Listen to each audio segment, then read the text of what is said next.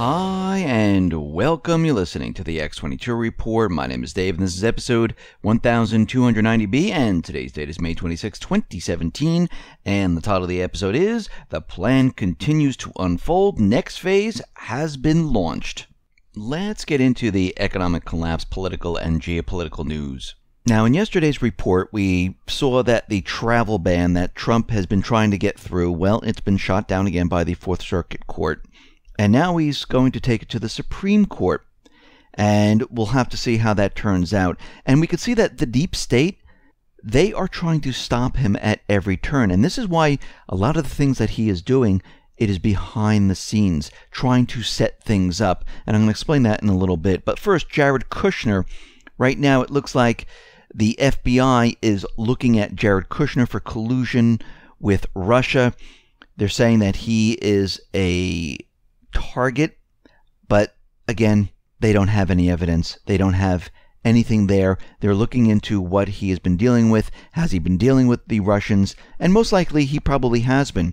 But does it mean that he's dealing with them in a way where it's Russian collusion, or is he dealing with them in terms of business? Now, the Kushner family, the father of Jarred Kushner, he was arrested. He has a criminal background. We see that Jarred Kushner, yes, he does some underhanded things, and I don't believe that he should be advising Trump in office right now. I think he should be removed.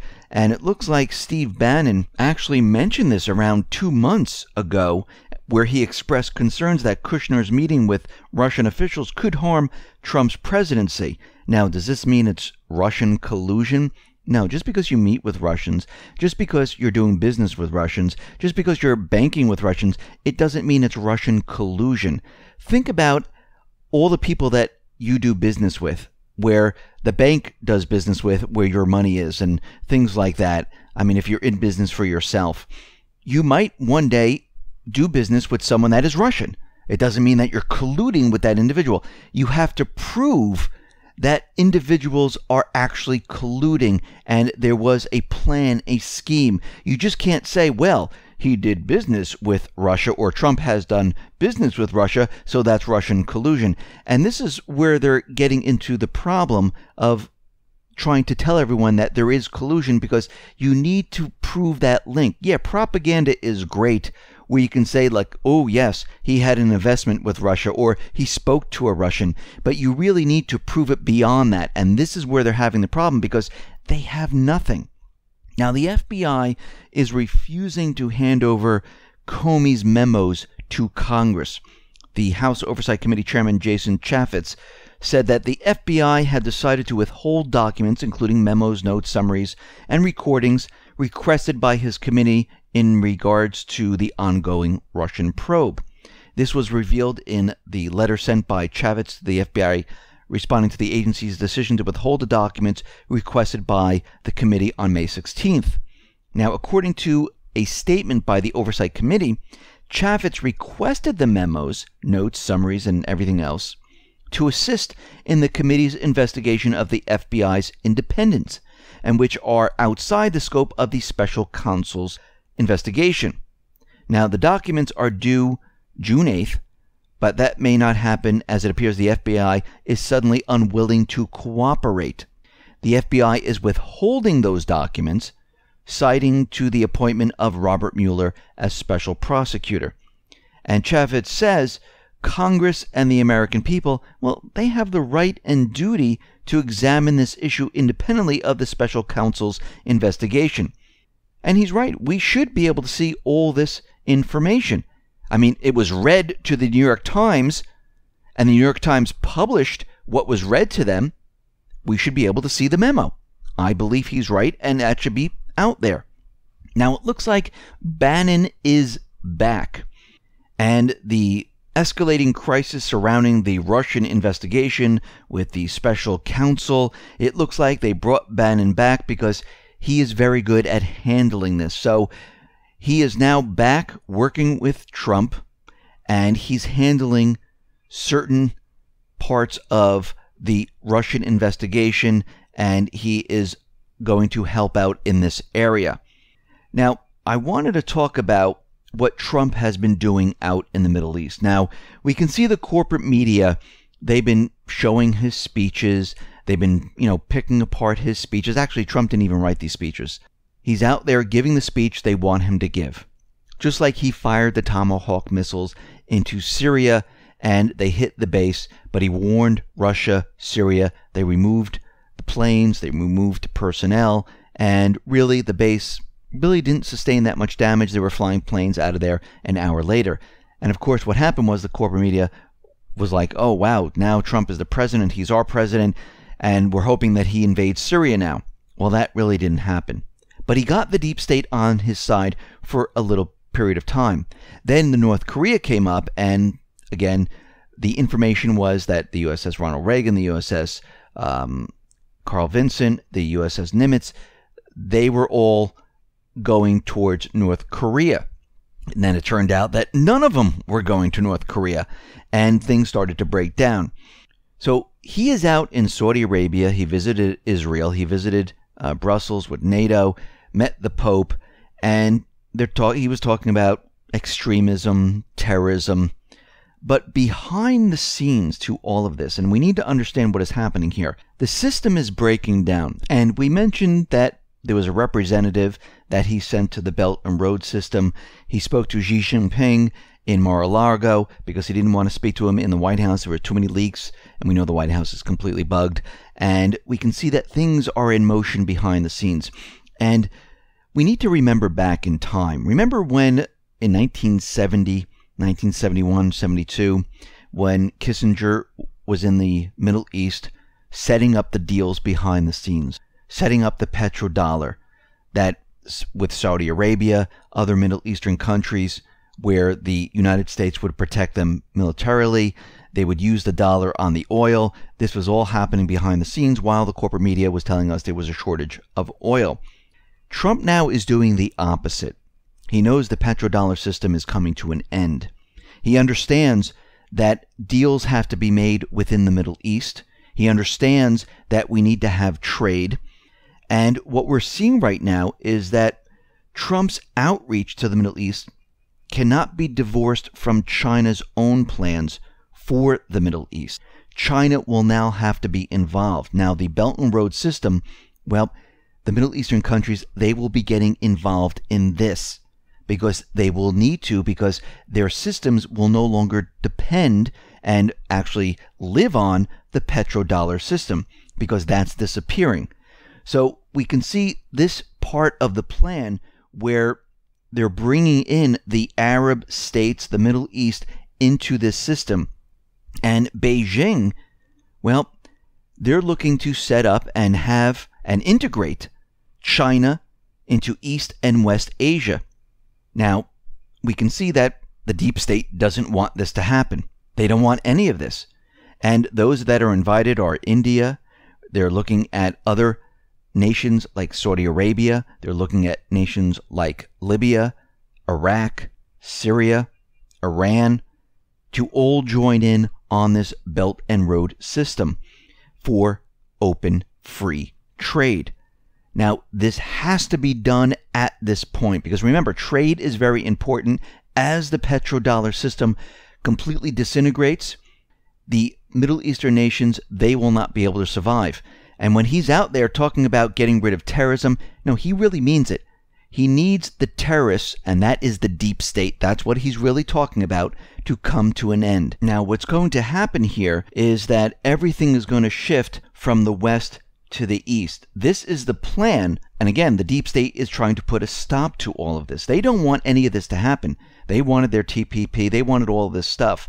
And we need to remember, these deep state, the central banks, they wanted the United States to be a third world country because the globalist view was that you needed to bring all the countries down to a certain level where everyone received the same pay, so those individuals could go anywhere in the world and work in all different countries because it would be one currency, one pay, and the way of life would be the same everywhere. And it wouldn't be this high living standard of life. Only the top echelon, like the 1%, would be in that area, like we're seeing almost today. This is what they were trying to do. And they knew the United States would have to be brought down to that level. A nationalist/globalist would contain everything in the United States and keep the way of life the way it is today. Plus, have trade with countries around the world by joining a free trade system, because we will not have the US dollar as a reserve currency where countries take on the dollar, they keep it in reserves, and they send the products back to the United States because they have to keep those dollars in reserves to pay for the oil. That system's coming to an end. This is why he needs to be both, because we need to be part of that trade system, because we will no longer be able to use the dollar as a reserve currency. We won't be able to use the dollar as putting pressure on all these countries to make them do what we want. Countries will no longer have to hold the dollar in reserve, and as they receive these dollars, they have to send products back to the United States. This will no longer be in place.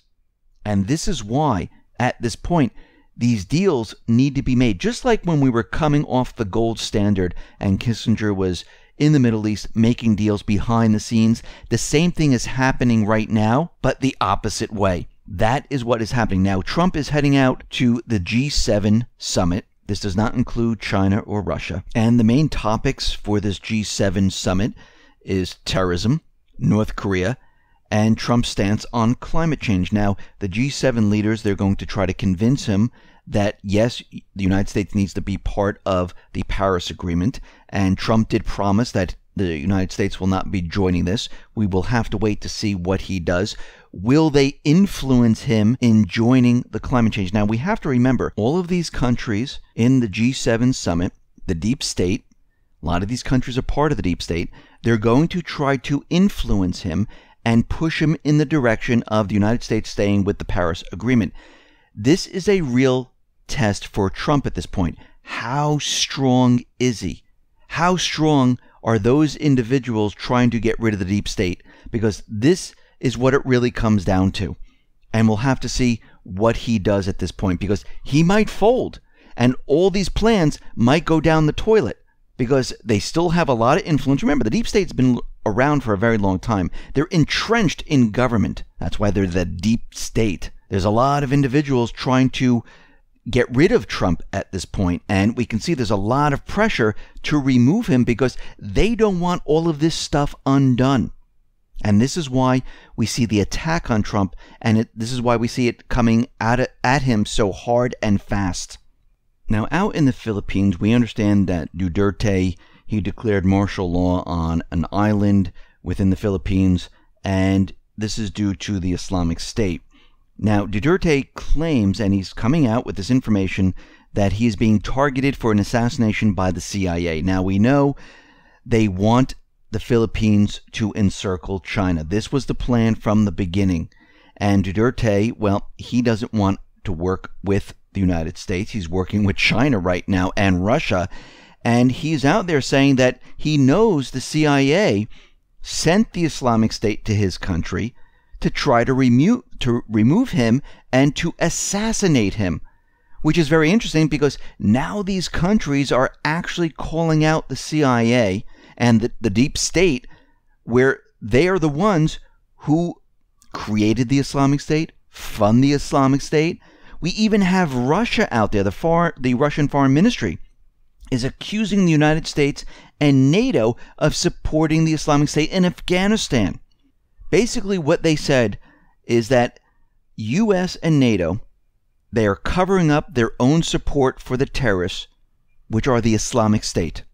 And what they're talking about is that, if you remember, the report came out that Russia was arming the Taliban, and the report came out that said they were not arming the Taliban. That was completely fake, phony, and false.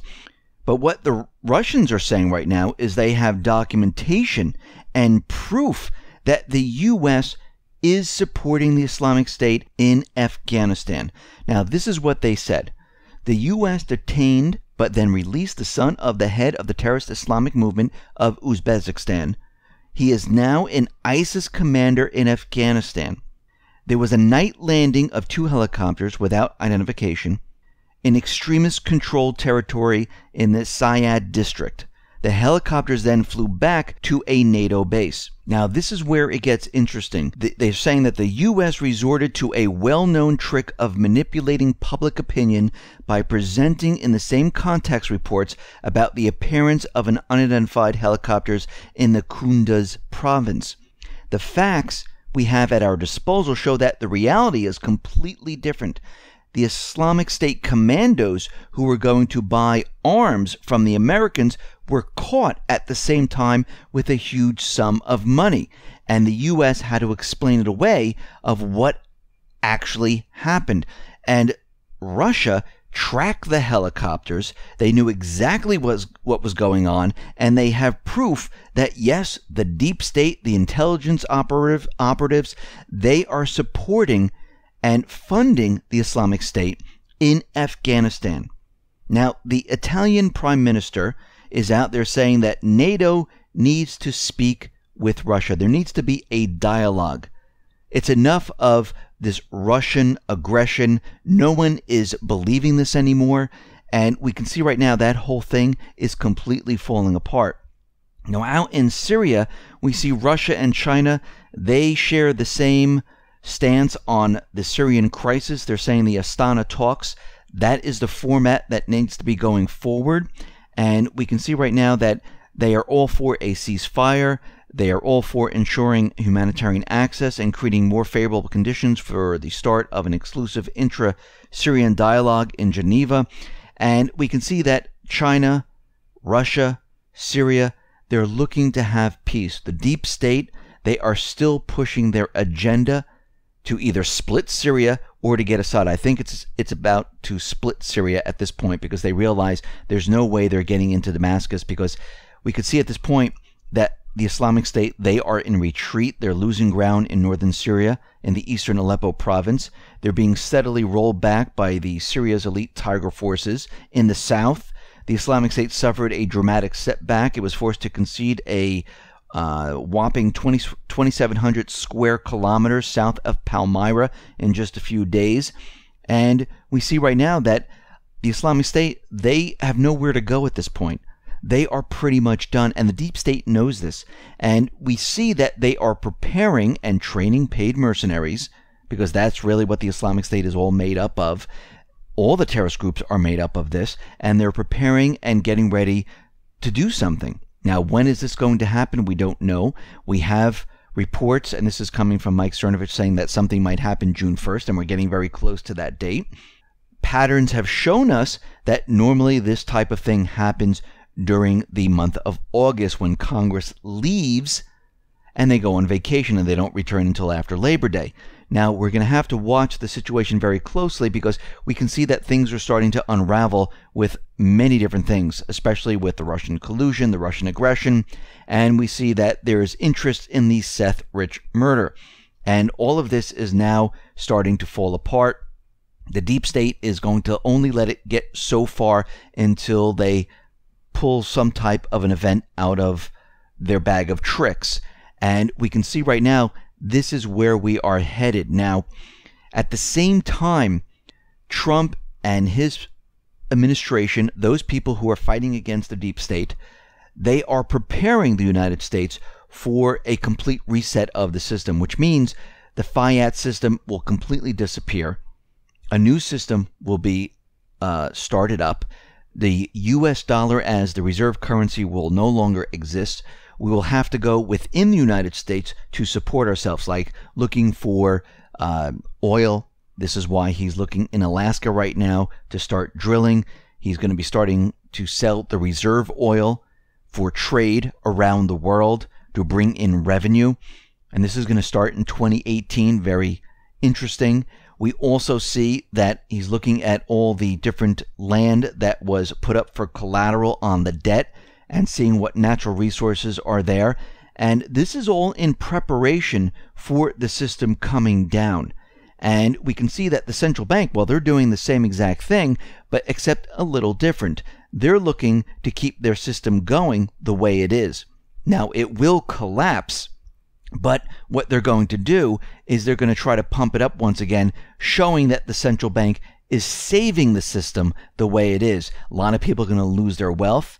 The credit is going to freeze up, just like with the collapse that Trump is trying to do. The whole thing is going to be the same. The only difference is we will still be under the control of the central bank. We'll still be under control of the system where they create currency with interest attached.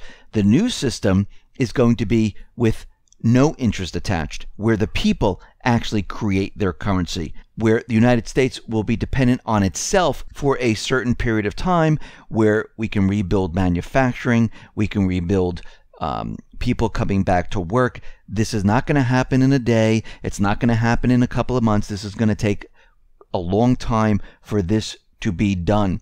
But this is the plan. We'll have to see how all this plays out.